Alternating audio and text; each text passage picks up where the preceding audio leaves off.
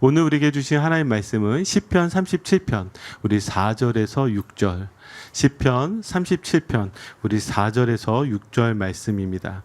우리 다 함께 찾으셔서요, 같이 하나님의 말씀 한 목소리로 우리 봉독해 올리도록 하겠습니다. 함께 읽겠습니다. 또 여호와를 기뻐하라. 그가 내 마음의 소원을 내게 이루어 주시리로다.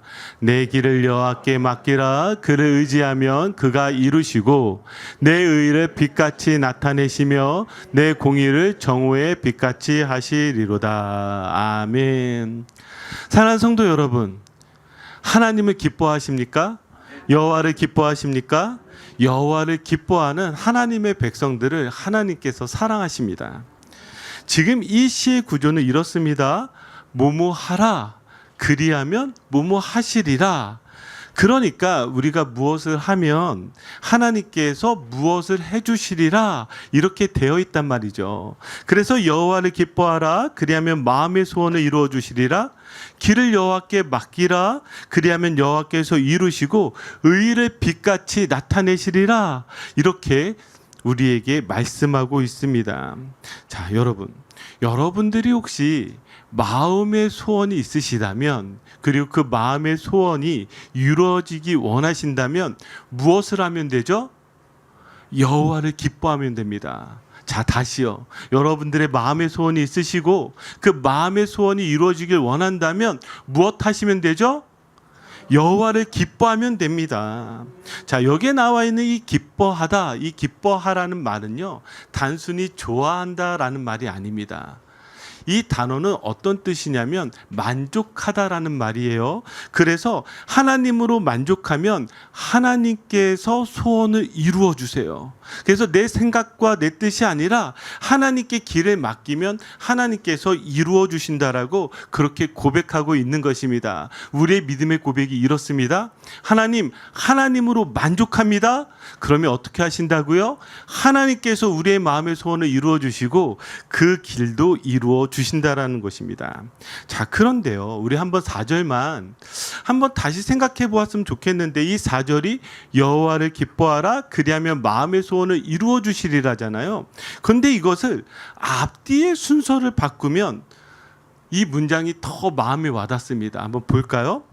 자, 문장의 순서를 바꾸니까 이렇게 돼요. 마음의 소원을 이루어 주시기에 여호와를 기뻐하라.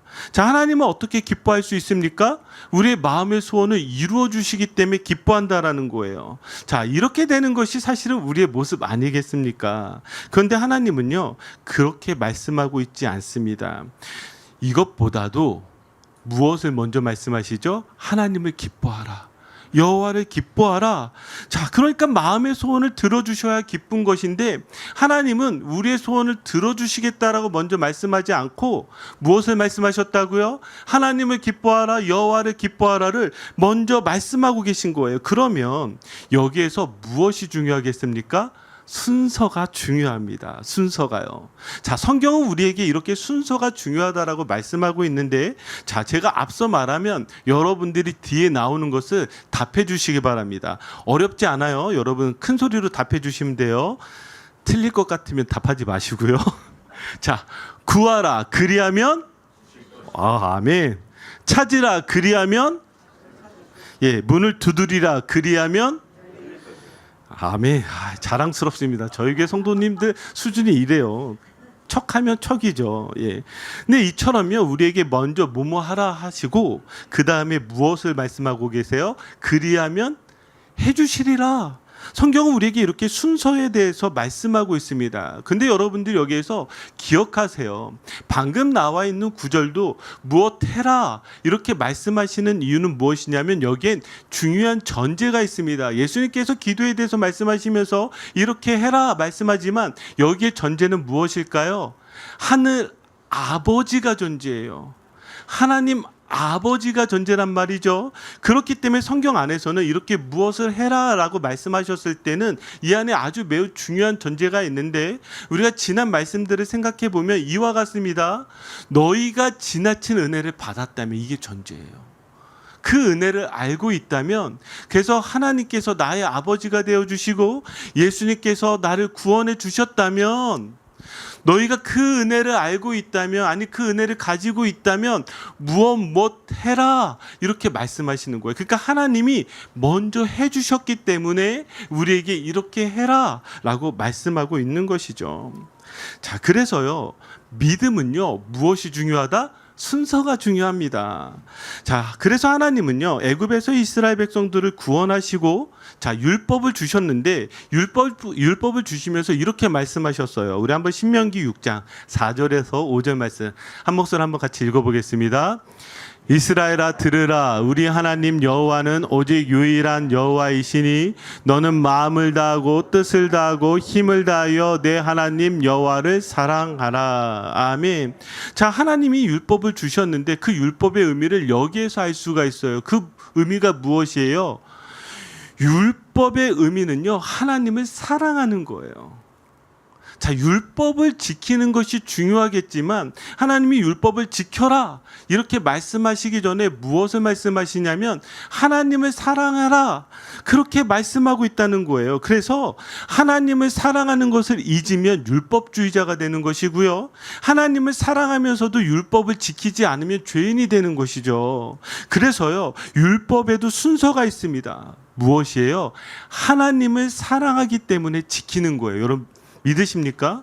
여러분들이 율법을 지키는 것은요, 내가 율법을 지켜서 무엇을 이루기 위해서가 아니라 하나님을 사랑하니까 율법을 지킨다라는 말이죠.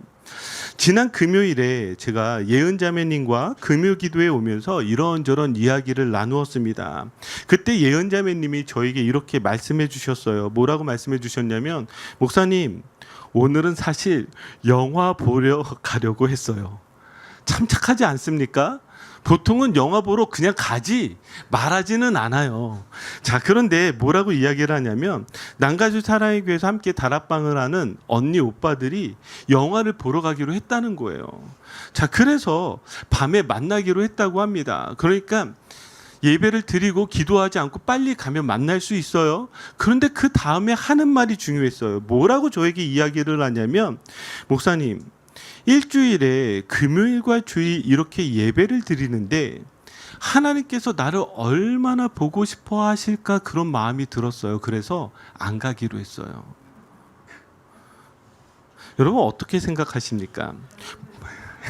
물론 금요기도에 안 나오고 교제하는 것도 중요하고요, 저는 다른 일들을 할 수 있다고 생각합니다. 그리고 한 주간 지치기도 하고 아프기도 하고 못 올 수 있다고 생각합니다. 네, 여러분 이런 것에 죄책감을 전혀 안 가지셔도 됩니다. 그런데 제가 무엇을 여러분들에게 전하고 싶냐면, 마음에 대한 이야기를 하려는 거예요. 무엇이냐면, 여러분들이 오늘 이 자리에 오실 때 만약에 그런 마음으로 오셨다면 하나님께서 기뻐하실까요? 안 기뻐하실까요? 하나님께서 기뻐하지 않으시겠어요? 저는요, 지금 하나님을 너무 사랑해서, 하나님이 너무 보고 싶어서, 만약에 여러분들이 이 자리에 오셨다면 그것만으로도 하나님은 여러분들을 보시고 너무 기뻐하실 것이라는 것을 저는 확신합니다. 믿는 정도가 아니라 확신합니다. 그러니까 여러분들이 그런 마음으로 우리가 신앙생활을 하는 거예요. 하나님이 원하시는 것은요, 바로 이렇게 하나님을 갈망하는 것, 하나님을 사랑하는 것입니다. 자, 예수님도 이처럼 이렇게 말씀하셨어요. 마태복음 6장 33절입니다. 우리 한번 같이 읽어볼까요? 그런즉 너희는 먼저 그의 나라와 그의 의를 구하라. 그리하면 이 모든 것을 너희에게 더하시리라. 아멘. 자, 제가 여기에 무엇에 하이라이트를 쳤죠? 먼저예요. 예수님도 지금 믿음에 대한 이야기를 하실 때에 먼저 해야 될 것이 있다라고 말씀하세요. 지금 너희에게 모든 것을 하나님께서 주시겠지만 먼저 무엇하라고요? 그의 나라와 그의 의를 구하라고 말씀하십니다. 그러니까 이 먼저라는 단어는요, 어떤 뜻을 가지고 있냐면 사랑이란 뜻, 신뢰라는 뜻을 가지고 있어요. 즉 신앙은요, 사랑의 문제이고 신뢰의 문제라는 것입니다. 한번 생각해 보세요. 여러분들이 지금 자녀가 아프다고 한다면 만사를 제쳐서라도 그 자녀를 돌보지 않습니까? 왜 자녀를 먼저 우선순위 여기에 두고 있어요? 사랑하니까요.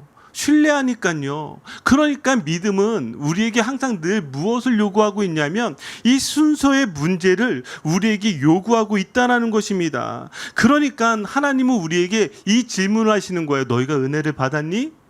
너희가 예수 그리스도로 말미암아 하나님의 자녀가 되었니? 그렇다고 한다면 먼저 이렇게 하라고 말씀하시는 거예요. 그러니까 하나님을 존귀하게 여기면 하나님은 그 사람을 어떻게 여기신다고요? 존귀하게 여겨요. 그러니까 여러분들이 하나님을 믿을 때 이 순서의 문제를 꼭 기억하셔야 되는 것이죠. 오늘 조금 힘든 이야기를 해볼까 합니다. 헌금 이야기를 하려고 하는데요. 그런데 이 이야기를 하기 전에 절대로 여러분들이 오해하지 않도록 헌금 많이 내라는 얘기 정말 아닙니다. 이렇게 얘기해도 그렇게 듣지 않더라고요. 그래서 오해하지 마세요. 저에게 뭐 헌금 많이 내실 분도 없기 때문에 헌금 많이 내라는 얘기 아니니까 절대 그렇게 듣지 마세요. 여러분들이 헌금에 대해서 좀 오해하고 있는 것이 있어요. 그게 무엇이냐면 하나님께서 정말 우리에게 헌금을 요구하실까라는 질문들이 있을 거예요. 왜냐하면 모든 만물을 창조하시고 모든 것을 다스리시는 하나님이시잖아요. 그런데 하나님이 왜 헌금을 요구하실까를 여러분들이 생각해 보셔야 돼요. 그렇지 않아요? 구약에서도 제사를 요구하셨고 신약에서도 연보나 헌금을 요구하셨어요. 안 드려도 괜찮잖아요. 하나님 다 있으시잖아요. 하나님 다 가지셨잖아요. 하나님 다 다스리잖아요. 그리고 저 천국에서 이 돈이 뭐가 필요하겠어요. 그런데 왜 하나님은 우리에게 헌금을 요구하냐라는 것이죠. 이 헌금은요, 내가 하나님을 사랑하는 순서의 문제라는 것입니다. 재물이 있는 곳에 우리의 마음이 있다고 하잖아요. 제가 저희 교회 한 두 분의 이야기를 해드릴게요. 제가 이 두 분과 이야기를 하면서 참 마음에 감동이 돼서 그래요. 한 분이 저에게 무엇을 말씀하셨냐면 헌금을 내시는데 자신이 도저히 헌금을 낼 수 있는 상황이 아니에요. 소득이 일정하지도 않고 그리고 정말 빚이 있으니까 얼마나 힘들겠어요. 그런데 그분이 저에게 뭐라고 말씀하시냐, 목사님, 저는 저희 교회에서 헌금 제일 많이 내는 사람이 되고 싶어요.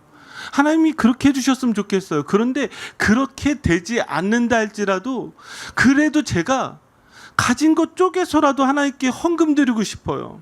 여러분, 여기에 액수가 뭐가 중요하겠습니까? 액수가 뭐가 중요하겠어요? 이분의 마음이 너무 귀하잖아요. 또 다른 한 분이 찾아왔습니다. 이분도 또 똑같은 이야기예요. 지금 여러 가지 돈 들어갈 곳이 많아가지고 도저히 헌금을 할 수 없다는 거예요. 참, 보통 헌금을 할 수 없다라는 얘기는 안 하고 그냥 안 하시거든요. 그러니까 저는 그렇게 얘기하길래 헌금을 못 하시겠다라고 말씀하시나 보다 이렇게 생각을 했는데 이분이 뭐라고 말씀하시냐면, 목사님, 그래도 제가 10불이라도 헌금할게요. 제가 조금이라도 할 수 있으면 헌금 내는 거를 포기하지 않을게요 라고 이렇게 말씀하시는 거예요. 그게 너무 귀한 거예요. 왜 그렇게 하는지 그 다음에 이유를 말하는데 뭐라고 이야기를 하냐면, 이렇게 해야 나중에 헌금을 낼 수 있기 때문에 제가 할 수 있는 것에서 헌금을 내겠습니다라고 말씀하시는 거예요. 제가 이런 교회 이런 성도들이 다니는 교회 목사입니다. 얼마나 좋아요. 얼마나 자랑스러워요. 제가 왜 이 이야기를 여러분들에게 하는 줄 아세요? 우리가 헌금에 대해서 지금 오해하는 게 무엇이면 내가 헌금을 많이 내야 하나님께서 복을 주신다라고 생각하는데 그것이 아니라 내가 어떤 마음으로 헌금을 드리냐라는 거예요. 헌금을 내는 이유는 이거예요. 성경에 뭐라고 나와 있냐면 레위기 27장 30절, 신명기 26장 10절 제가 읽어드릴게요. 땅의 10분의 1, 곧 땅의 곡식이나 나무의 열매는 그 10분의 1이 여호와의 것이니 여호와께 성물이라. 여호와여, 이제 내가 주께서 내게 주신 토지 소산의 만물을 가져왔나이다 하고 그것을 내 하나님 여호와 앞에 두라. 자, 지금 이 30절 10절 말씀에 반복적으로 말한 게 무엇이냐면 모든 것을 누가 주셨다는 거예요? 하나님께서 주셨다는 거예요. 그래서 그 모든 것이 누구의 것이라는 거예요? 하나님의 것이라는 거예요. 우리가 헌금을 하는 이유는 무엇이냐면 이 헌금을 통해서 하나님, 내게 주신 모든 것들이 누구의 것이라고 고백하는 거예요. 하나님의 것이라고 고백하는 거예요. 여러분들이 내는 그 헌금이요, 다른 것이 아니라 뭐 헌금이 어디에 쓰이고 어떻게 쓰이고 이것도 중요하겠지만 헌금을 드리는 사람들에게 있어서 가장 중요한 마음은 이 고백인 거예요. 하나님, 이거 비록 작은 것이지만 내게 주신 것 감사해서 하나님께 드립니다. 여러분 이렇게 헌금을 내셔야 된다고요. 이게 바로 우리 성도들이 가져야 되는 바로 순서의 문제라는 것입니다. 하나님은요, 이 땅의 모든 것을 다 가지고 계시기에 하나님께서 필요하신 건 돈이 아니라 하나님의 것을 인정하는 그 믿음의 모습을 우리에게 요구하고 있다는 것이죠. 일전에 제가 LA 사랑교회에서 캠퍼스 사역을 하는데, 이제 캠퍼스 사역을 시작을 하니까 처음에는 그냥 제가 기타 하나 들고 들어가면 됐어요. 그러면서 솔직하게 진짜 크게 될 줄은 요만큼도 생각 안 하고 캠퍼스에서 그냥 이 청년 만나서 이런저런 얘기하고 이 청년 만나서 이런저런 얘기를 하다가 어느덧 이 캠퍼스의 모임이 커지기 시작했습니다. 그래서 이 캠퍼스 사역에 집중해야 되겠다라는 마음이 생겼어요. 하나님께서 저희 마음에 자꾸 감동을 주시는데 어떤 감동을 주냐면 지금 캠퍼스를 들어가려고 하니까 이것저것 너무 많이 필요한 거예요. 음향 장비들도 이제 필요하고 다른 뭐 음식들도 필요하고 여러 가지들이 많이 필요한데 제가 돈이 있어요? 없어요? 돈이 없어요. 근데 마음에 감동을 주시니까 제가 어떡할까 고민을 하다가 문득 제 눈에 들어온 게 있습니다. 이때 조심하셔야 돼요. 마음에 감동이 올 때 보이는 것이 가장 큰 위험이 될 수 있습니다. 제가 타고 다니던 차가 눈에 들어온 거예요. 제가 그때 차를 정말 제가 너무 이렇게 마음에 들어서 샀던 차가 하나 있는데 여러분들이 뭐 비웃을 수도 있지만 제가 이렇게 스카이블루에 액센트 차를 뽑아서 타고 다니고 있었거든요. 그 차가 눈에 들어왔어요. 그래서 알아보니까 이 차를 팔면 페이먼트를 내고 있지만 어쨌든 한 3, 4천 불? 3, 4천 불 정도를 제가 손에 쥐을 수 있겠더라. 야, 그러면 이 차를 팔면 내가 캠퍼스 사역에 필요한 것들을 살 수 있겠구나 해서요. 제가 팔았을까요? 안 팔았을까요? 팔았어요. 근데 제가 팔 때 손이 떨렸을까요? 안 떨렸을까요? 안 떨렸어요. 저 그 정도 수준의 사람은 아닙니다. 너무 기뻤어요. 야, 내가 진짜 하나님 가운데 드릴 수가 있겠구나. 얼마나 기뻤는지 몰라요. 제가 그 기쁨으로요, 차를 팔고요, 그리고 캠퍼스 사역에 필요한 모든 것들을 다 샀습니다.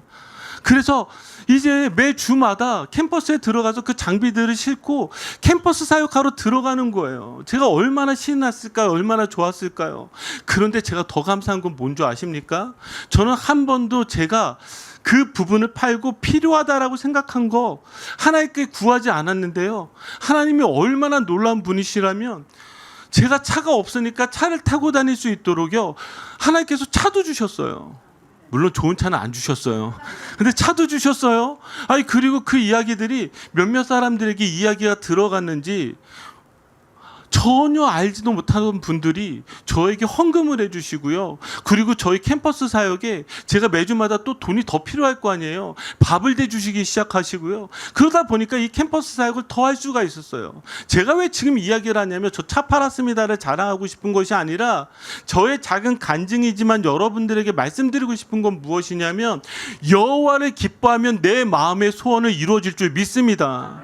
여러분들이 먼저 하나님으로 만족하고 내가 하나님을 너무 사랑해서 내가 하나님을 위해서 그렇게 살아가신다면 하나님께서 여러분들을 책임져 주신다라는 말입니다. 이것이 바로 무엇의 문제다? 순서의 문제다. 여러분, 신앙은요 늘 순서의 문제라는 것을 기억하세요. 그래서 예수님이 사역을 시작하실 때 제일 먼저 시험 받으셨던 것이 무엇이에요? 저 광야에서 마귀가 시험을 하잖아요. 무엇을 시험했었죠? 순서의 문제라고요. 이 돌덩이들을 무엇으로 바꿔라? 떡덩이들로 바꿔라.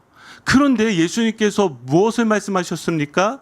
사람이 떡으로 살 것이 아니요 오직 무엇으로?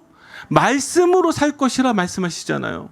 그러면 떡이 중요하지 않다는 거예요? 아니에요. 순서란 말이죠. 여러분들의 인생이 이 순서를 지켜서 하늘로부터 주어지는 만나를 경험하는 은혜가 있으시기를 주님의 이름으로 축복합니다. 자, 하나님이 기뻐하는 것이 무엇인지 좀 더 자세하게 살펴보도록 하는데요. 자, 하나님을 기뻐하라와 대조적으로 표현하는 구절이 있는데 그것이 무엇이냐면 바로 1절입니다. 자, 우리 한번 1절 읽어볼까요?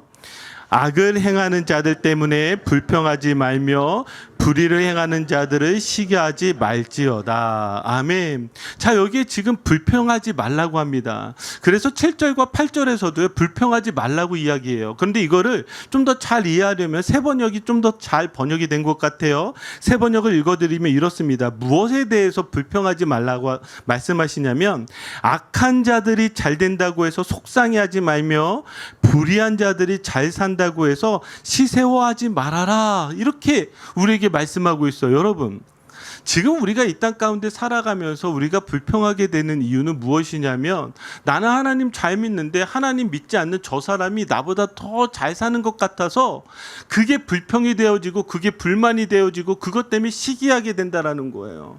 여러분, 그러십니까? 그런 사람들에게 하나님께서 그렇게 하지 말라고 말씀하세요. 그 이유는 무엇이냐면 2절에 이렇게 나와 있는데, 그들은 풀처럼 빨리 시들고 푸성기처럼 사그라지고 만다. 너희가 지금 부러워하고 있는 저 사람들 두고 봐라. 이렇게 풀처럼 빨리 시들고 푸성기처럼 사그라지고 말 거야. 그러니까 사라지고 없어질 것 저거 바라보면서 부러워하지 말라고 말씀을 하신 것입니다. 그러면 우리에게 무엇이 중요한지를 지금 말씀하고 있는 것이죠. 자, 그러면 무엇이 중요할까? 그러면 도대체 하나님을 기뻐하는 것이 어떤 의미일까? 자, 그러면서 제가 이 말씀을 묵상을 하는데, 이때 영어 성경의 번역이 저에게 눈에 들어왔어요. 4절을 보시면, 자, 여기에 ESV 버전인데요. 자, 여기에 주님을 기뻐하는데, 주님 안에서 기뻐하는데 누구를 기뻐하라고요? Yourself. 너 자신을 기뻐하라고 그렇게 말하고 있습니다.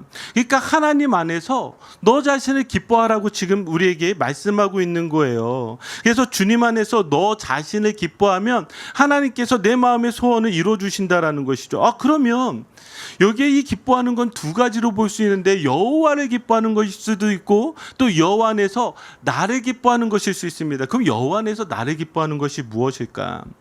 일전에 제가 이 세반시 강연에서 나를 세우는 과정이 인생이다라는 강연을 들은 적이 있는데요. 이지훈 변호사가 자기 이야기를 하는 거예요. 그녀는요, 이 32세에 사법고시를 패스하고 변호사가 되었습니다. 그리고 결혼을 해서 사랑하는 딸을 두었죠. 얼마나 잘 나가고 얼마나 좋은 인생이겠습니까?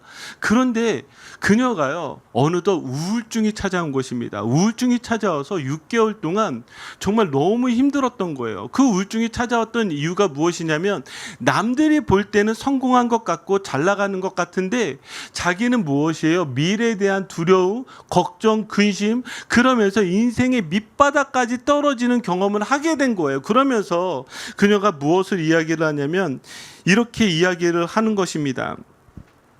그녀는 다른 사람들의 시선과 다르게 자신을 바라보았습니다. 그러면서 내가 누군지를 몰랐습니다.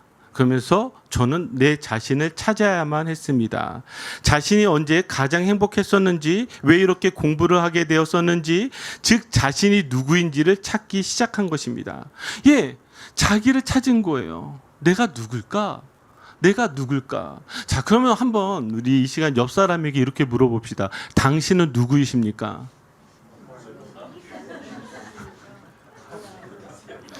이거는요, 우리의 인생에 던져지는 가장 중요한 질문이죠. 자, 하나님도 우리에게 질문하는 것입니다. 너는 누구니? 자, 그러면 이거에 대한 답을 어떻게 할 수 있을까? 제가 아름다운 시 하나 여러분들에게 읽어드리겠습니다. 아닌 것이라는 시인데요. 당신의 나이는 당신이 아니다. 당신이 입는 옷의 크기도 몸무게나 머리 색깔도 당신이 아니다.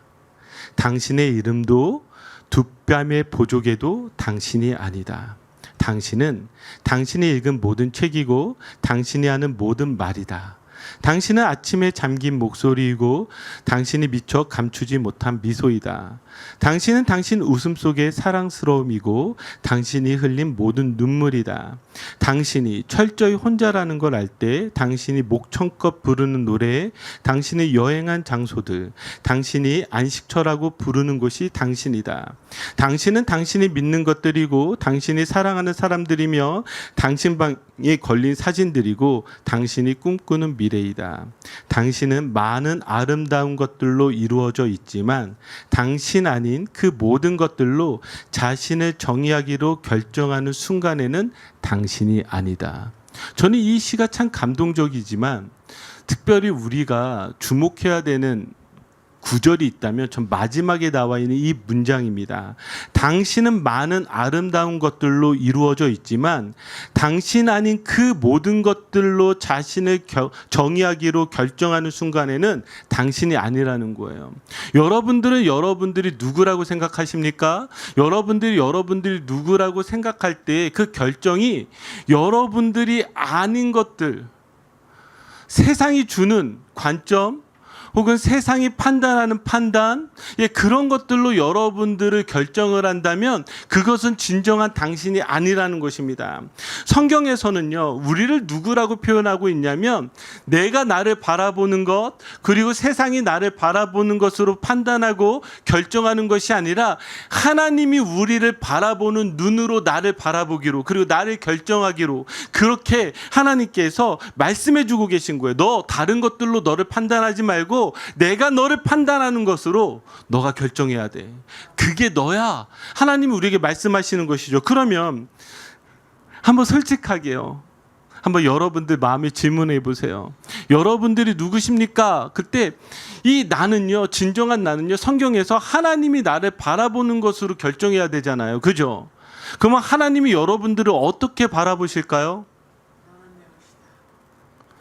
답을 못 하시네요. 그래서 제가 이 말씀 가져왔습니다. 이사야서 43장 4절입니다.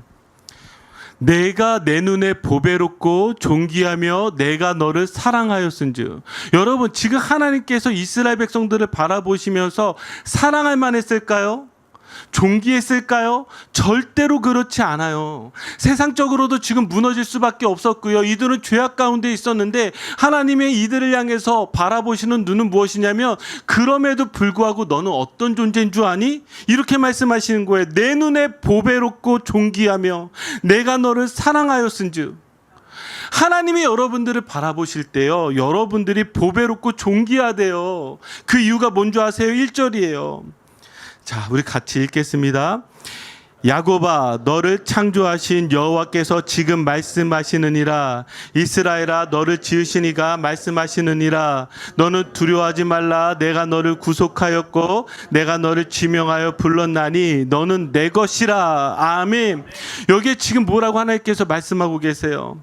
내가 너를 구속하였고 내가 너를 지명하여 불렀고 너는 누구의 것이라? 내 것이라. 우리가 하나님 것에 있을 때, 우리가 예수 그리스도의 십자가 안에 있을 때, 하나님께서 우리를 구원하셨을 때 하나님께서 우리를 향해서 이렇게 말씀하신 거예요. 내가 너를 이렇게 사랑하기 때문에 무엇이에요?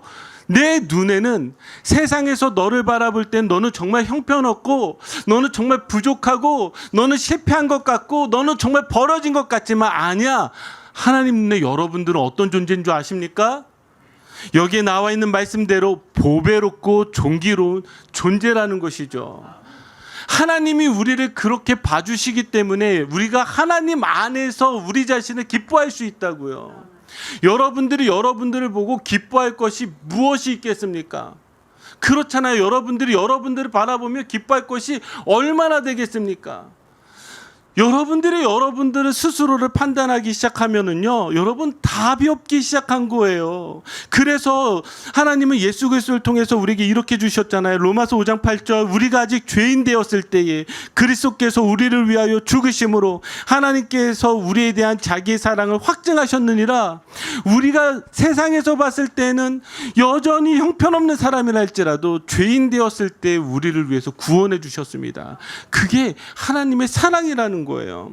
저는 이 말씀을 준비하면서 저에게 참 위로가 되었던 것이 무엇이냐면, 저도 여전히 세상적으로 보았을 때는 성공하지 못한 목사와 같단 말이죠. 제가 토요일 날 얼마나 씨름한 줄 아십니까?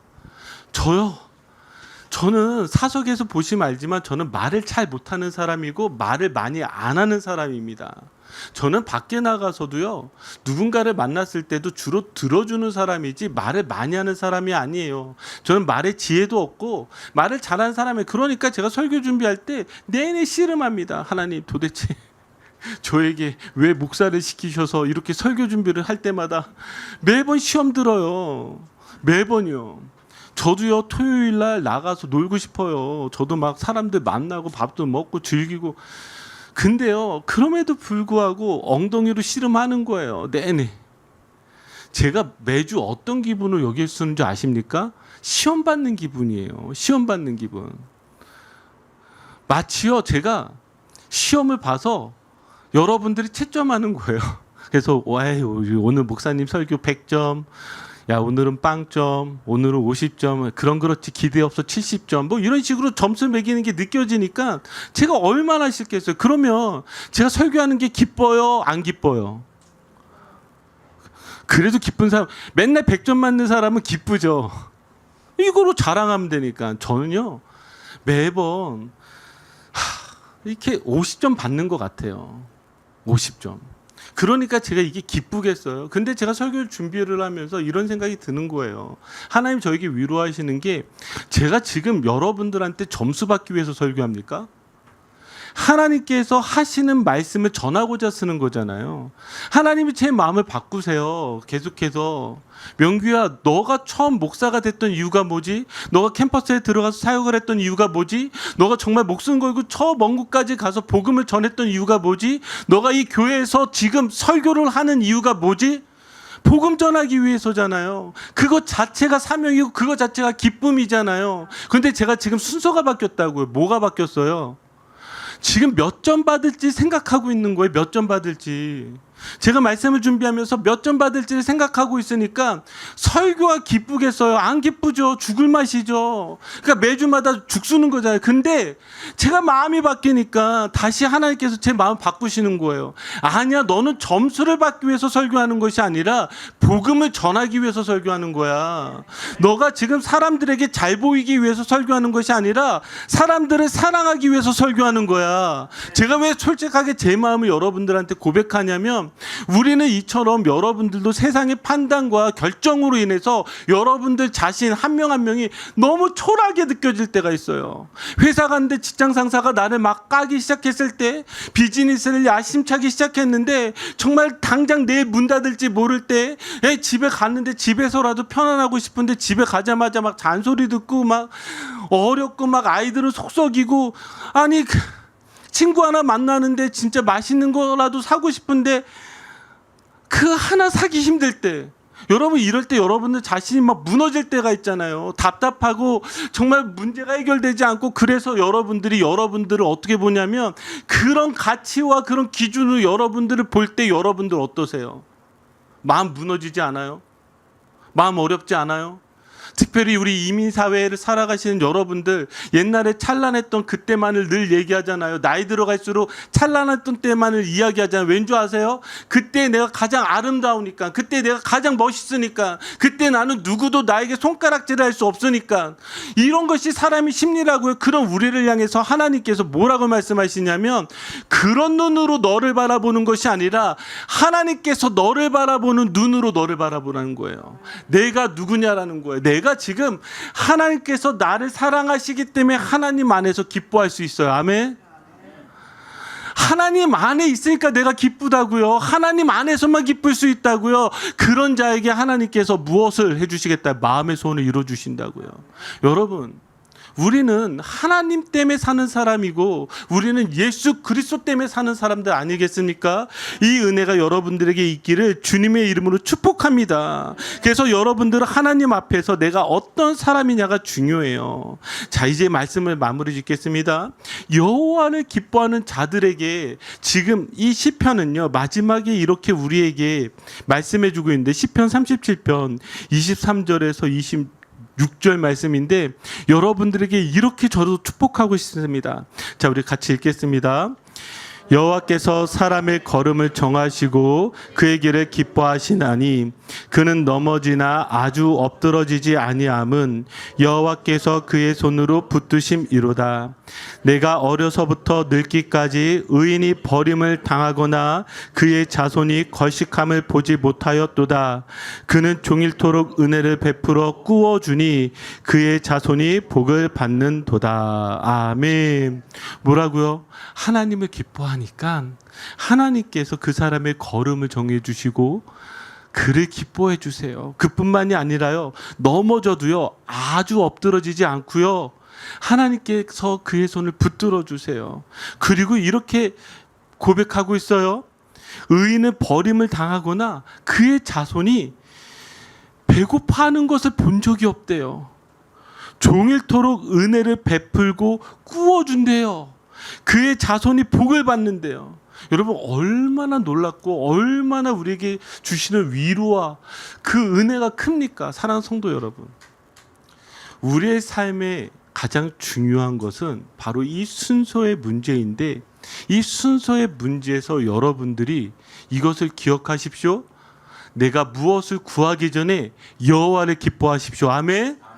여러분들이 무엇을 구하기 전에 여호와 안에서 여러분 자신을 기뻐하십시오. 그렇다고 한다면 하나님께서 여러분들에게 크신 은혜와 복을 내려 주실 줄 믿습니다. 우리 같이 기도하겠습니다.